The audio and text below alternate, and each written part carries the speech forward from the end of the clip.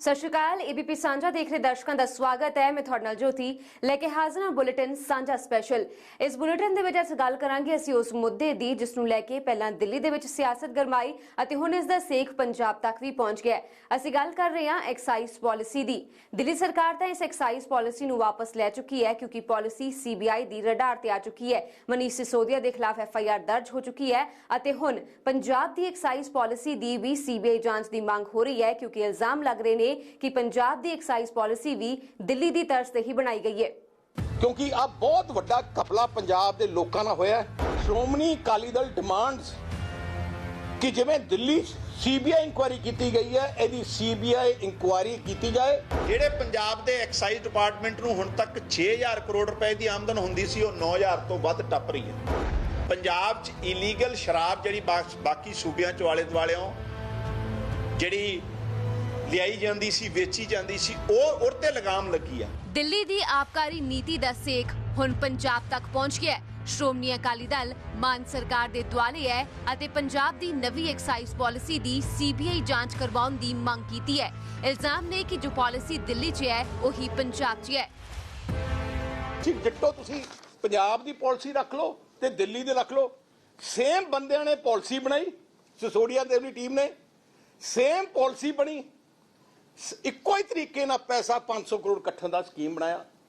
ਉੱਥੇ ਵੀ ਦਿੱਲੀ ਉਹੀ ਬੰਦੇ ਅਮਨ ਢੱਲ ਜਿਹਦਾ ਸੀਬੀਆਈ ਦਾ ਕੇਸ ਉਹ ਹੀ ਇੱਥੇ ਹੈ, ਉਵੇਂ ਅਨੰਤਮਾਈ ਆ ਸਾਰੇ ਬੰਦੇ ਆ।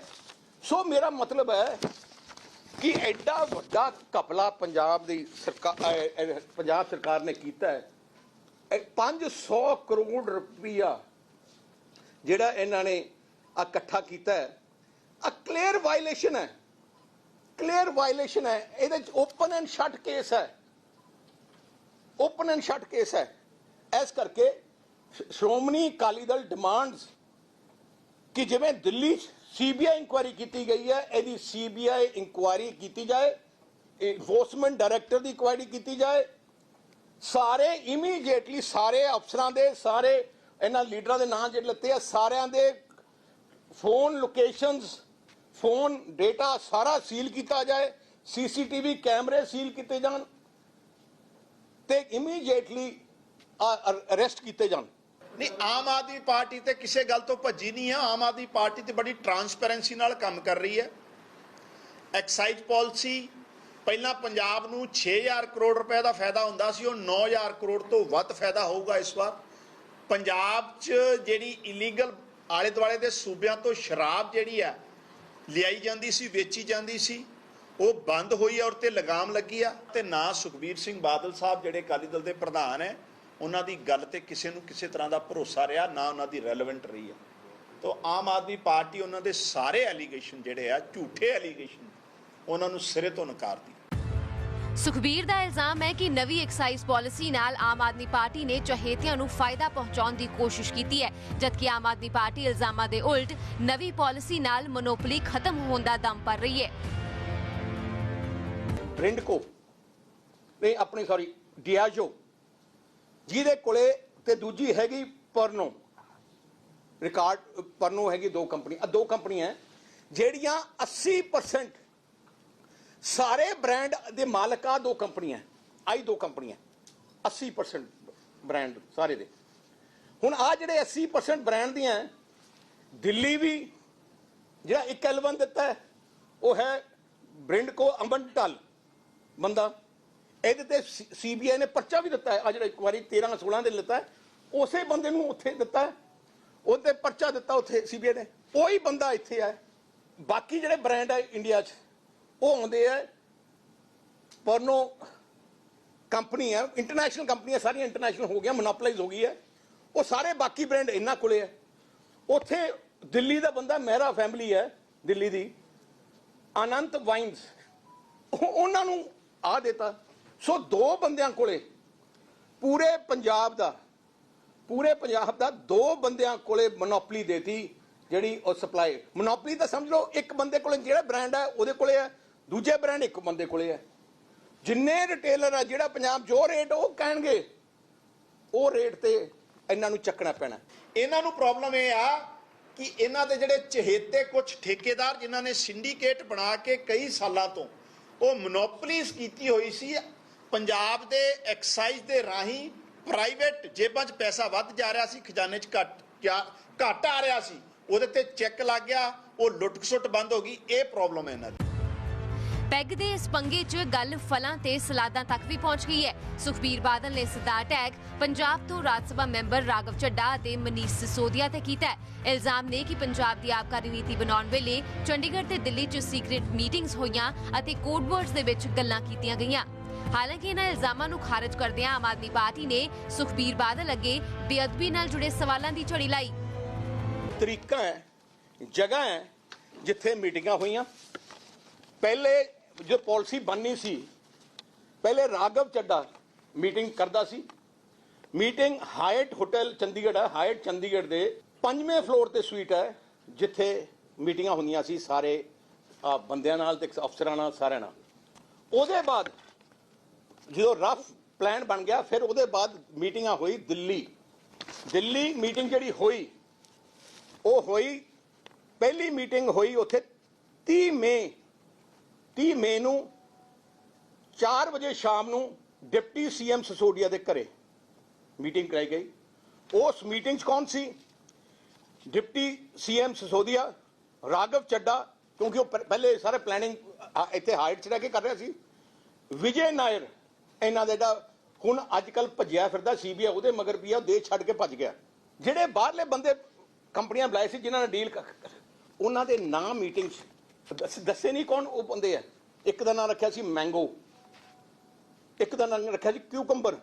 ਉਹ ਜਿਹੜੇ ਸੋਚਦੇ ਦੱਸਦਾ ਸੀ ਹੁਣ ਮੈਂਗੋ ਗੱਲ ਕਰੂਗਾ, ਹੁਣ ਕਿਊਕੰਬਰ ਗੱਲ ਕਰੂਗਾ।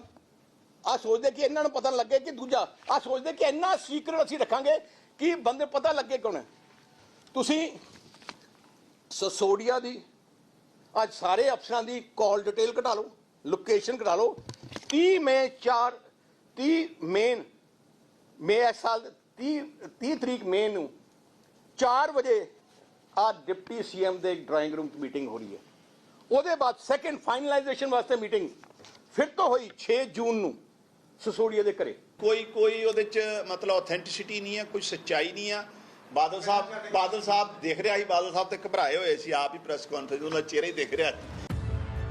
ਆਮ ਆਦਮੀ ਪਾਰਟੀ ਵਿਰੋਧੀਆਂ ਦੇ ਇਲਜ਼ਾਮਾਂ ਨੂੰ ਬੇਬੁਨਿਆਦ ਕਹਿ ਰਹੀ ਹੈ, ਪਰ ਇਲਜ਼ਾਮ ਗੰਭੀਰ ਨੇ। ਹੁਣ ਸਵਾਲ ਇਹ ਹੈ ਕਿ ਕੀ ਪੰਜਾਬ ਦੀ ਆਬਕਾਰੀ ਨੀਤੀ ਦੀ ਵੀ ਸੀਬੀਆਈ ਜਾਂਚ ਹੋਵੇਗੀ?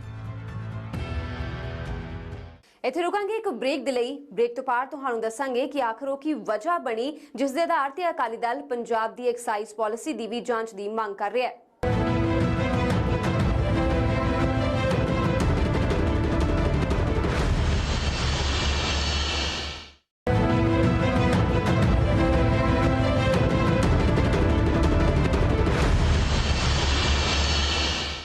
ਅਕਾਲੀ ਦਲ ਜਿਸ ਆਧਾਰ ਤੇ ਪੰਜਾਬ ਦੀ ਨਵੀਂ ਐਕਸਾਈਜ਼ ਪਾਲਿਸੀ ਦੀ ਸੀਬੀਆਈ ਜਾਂਚ ਦੀ ਮੰਗ ਕਰ ਰਿਹਾ ਹੈ, ਉਸ ਦਾ ਆਧਾਰ ਬਣੀ ਹੈ ਦਿੱਲੀ ਦੇ ਵਿੱਚ ਦਰਜ ਸੀਬੀਆਈ ਦੀ ਉਹ FIR, ਜਿਸ ਦੇ ਵਿੱਚ ਉਸ ਕੰਪਨੀ ਦਾ ਨਾਮ ਵੀ ਸ਼ਾਮਲ ਹੈ ਜਿਸ ਨੂੰ ਪੰਜਾਬ ਦੀ ਨਵੀਂ ਐਕਸਾਈਜ਼ ਪਾਲਿਸੀ ਦੇ ਤਹਿਤ ਸੂਬੇ 'ਚ ਕਾਰੋਬਾਰ ਕਰਨ ਦਾ ਲਾਇਸੈਂਸ ਮਿਲਿਆ ਹੋਇਆ ਹੈ।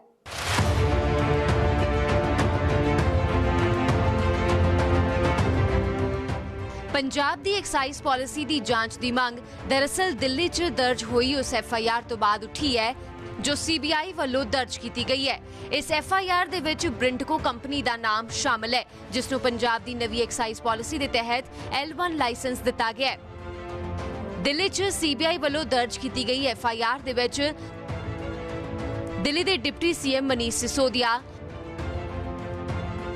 ਤਤਕਾਲੀ ਐਕਸਾਈਜ਼ ਕਮਿਸ਼ਨਰ ਗੋਪੀ ਕ੍ਰਿਸ਼ਨਾ, तत्काली deputy excise commissioner Anand Tiwari, assistant excise commissioner Pankaj Bhatnagar तो इलावा ओनली मच लाउडर कंपनी दे साबका CEO Vijay Nair, Brindco sales private limited दे डायरेक्टर अमनदीप टल ਅਤੇ ਹੋਰ ਕੰਪਨੀਆਂ ਸਣੇ ਕੁੱਲ 15 ਲੋਕਾਂ ਦੇ ਨਾਮ ਸ਼ਾਮਲ ਕੀਤੇ ਗਏ ਨੇ।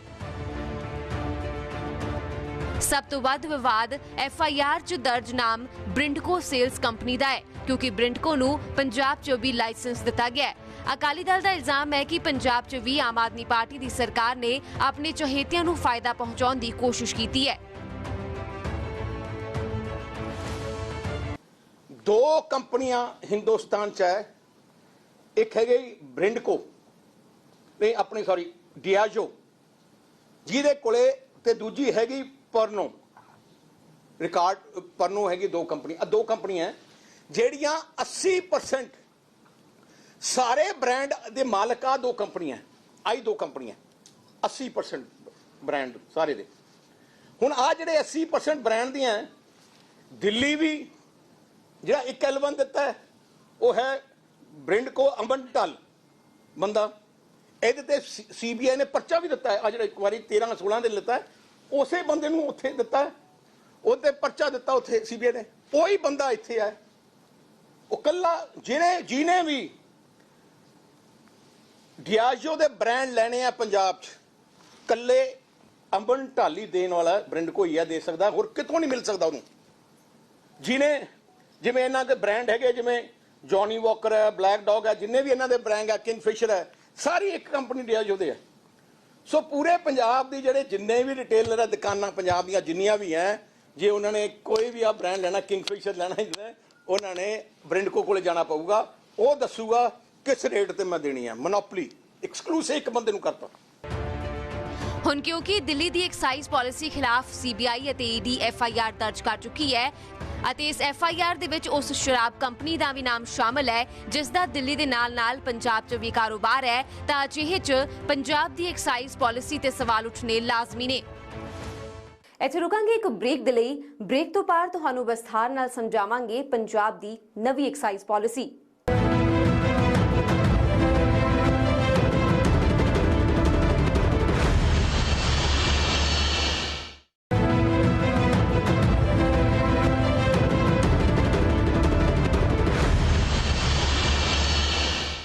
ਨਵੀਂ ਐਕਸਾਈਜ਼ ਪਾਲਿਸੀ ਲੈ ਕੇ ਆਈ ਮਾਨ ਸਰਕਾਰ ਨੇ ਦਾਅਵਾ ਕੀਤਾ ਸੀ ਕਿ ਇਸ ਐਕਸਾਈਜ਼ ਪਾਲਿਸੀ ਦੇ ਨਾਲ ਸੂਬੇ 'ਚ ਮੋਨੋਪੋਲੀ ਖਤਮ ਹੋਵੇਗੀ ਅਤੇ ਖਜ਼ਾਨੇ ਨੂੰ ਵੱਡਾ ਮੁਨਾਫਾ ਪਹੁੰਚੇਗਾ ਪਰ ਹੁਣ ਇਹੀ ਐਕਸਾਈਜ਼ ਪਾਲਿਸੀ ਵਿਵਾਦਾਂ 'ਚ ਘਿਰ ਗਈ ਹੈ।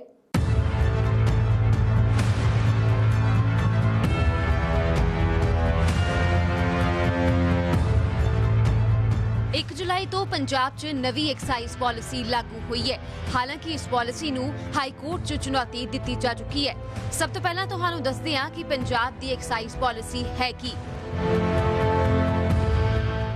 ਪੰਜਾਬ ਦੀ ਨਵੀਂ ਐਕਸਾਈਜ਼ ਪਾਲਿਸੀ ਦੇ ਤਹਿਤ ਸ਼ਰਾਬ ਗਰੁੱਪ 750 ਤੋਂ ਘਟਾ ਕੇ 177 ਕਰ ਦਿੱਤੇ ਗਏ ਨੇ ਜਿਸ ਤੋਂ ਬਾਅਦ ਇੱਕ ਗਰੁੱਪ ਦੀ ਵੈਲਿਊ ਵੱਧ ਕੇ 30 ਕਰੋੜ ਹੋ ਗਈ ਹੈ जबकि पहला एक ग्रुप की वैल्यू 4 करोड़ हुंदी सी। ठेकियां दी नीलामी हुण ई-टेंडरिंग जरिए हो रही है जबकि पहला ड्रॉ जरिए शराब के ठेके मिलते सन। नवी एक्साइज पॉलिसी 1 जुलाई 2022 तो 31 मार्च 2023 तक लागू रहेगी। इस पॉलिसी जरिए सरकार ने वित्तीय वरे 2022-23 च 9647.85 करोड़ रुपए का मालिया इकट्ठा करन दा टीचा मिथ्या है। इस नवी पॉलिसी च सब तो वध रौला L1 दा है। शराब कंपनी अपने पद्धर ते निर्धारित करती है कि L1 किस नूं देना है। पिछली बार करीब 80 L1 सन जबकि नवी पॉलिसी च महज घट के 15 L1 रह गए ने। पहला L1 लैण दे लई 25 लाख रुपया फीस सी जबकि हुण L1 लैण दे लई सरकार नूं सालाना 5 करोड़ रुपए फीस देनी होवेगी। L1 लैण दे लई घट्टो घट 2 साल दा होलसेल डिस्ट्रीब्यूटर दा तजर्बा जरूरी है। इस वास्ते सालाना टर्नओवर 30 करोड़ रुपया होना जरूरी है।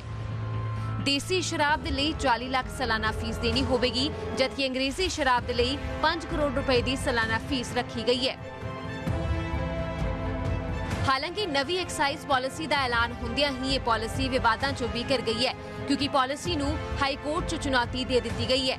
हुण तुहानूं दसदे हां कि किस आधार ते पंजाब दी एक्साइज पॉलिसी नूं चुनौती दी गई है। पटीशन करतावां मुताबक नवी एक्साइज पॉलिसी तय नियमां दी उलंघना करके पास की गई है। इस पॉलिसी नूं पास करन दे लई पंजाब एक्साइज एक्ट 1914 अते पंजाब लिकर लाइसेंस एक्ट 1956 दा उल्लंघन किया गया है। पटीशन करतावां मुताबक यह नीति सिर्फ CM दी मंजूरी तो बाद लागू कर दी गई जबकि नीति लागू करन दे लई मंत्रिमंडल दी सहमति भी जरूरी है। पंजाब दी नवी एक्साइज पॉलिसी तो शराब कारोबारी खफा ने। एक्साइज पॉलिसी लागू होने तो बाद चंडीगढ़ च शराब कारोबारियों ने धरना भी लगाया सी। खास तौर ते छोटे कारोबारियों नूं नुकसान पहुंचिया है क्योंकि L1 लैण दे लई जो शर्तां लगाईआं गईआं उस करके वो रेस चों बाहर हो गए ने। ब्रेक तो पार तुहानूं दसांगे दिल्ली दी एक्साइज पॉलिसी बारे जिथों पंजाब च पखी इस पूरी सियासत दा मुੱਢ ਵੱਜਿਆ है।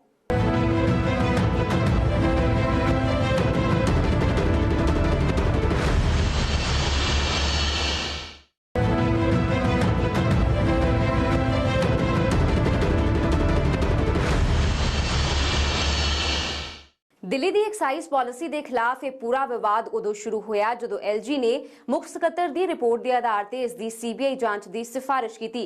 हालांकि दिल्ली सरकार CBI जांच की सिफारिश तो बाद इस पॉलिसी नूं वापस लै चुकी है, पर CBI ने इस मामले दे विच मनीष सिसोदिया के खिलाफ FIR दर्ज कर लई है अते CBI के रडार ते हुणे पूरी पॉलिसी आ चुकी है।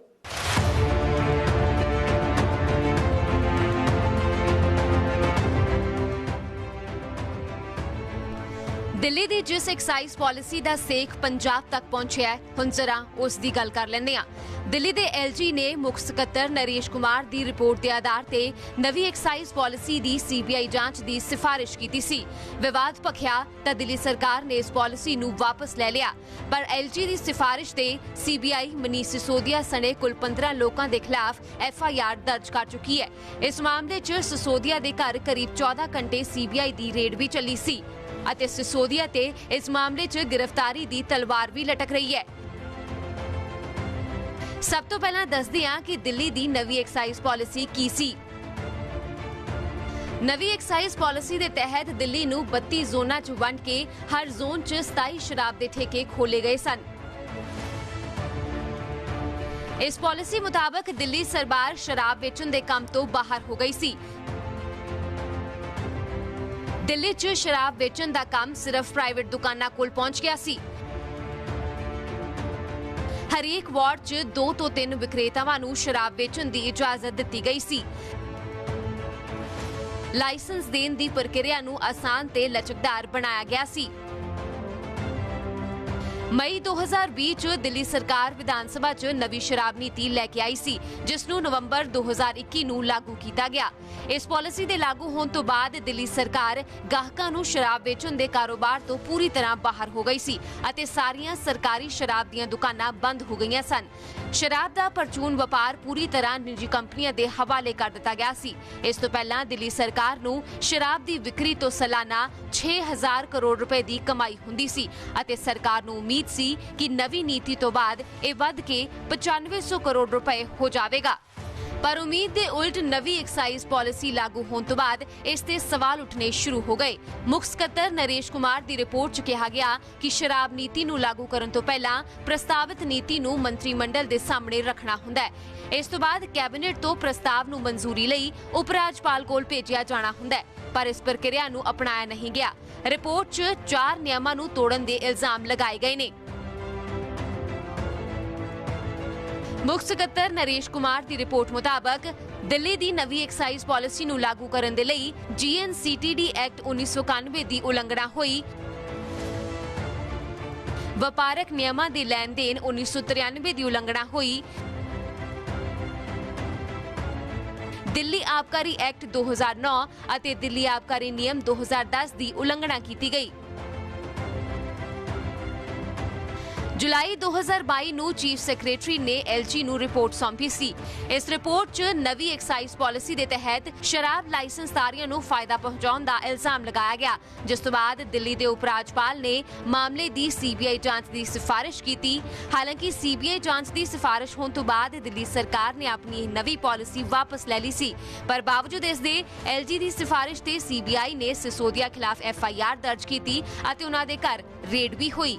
इस मामले च ED दी भी एंट्री हो चुकी है अते सिसोदिया के खिलाफ मनी लॉन्ड्रिंग का भी केस खुल चुका है।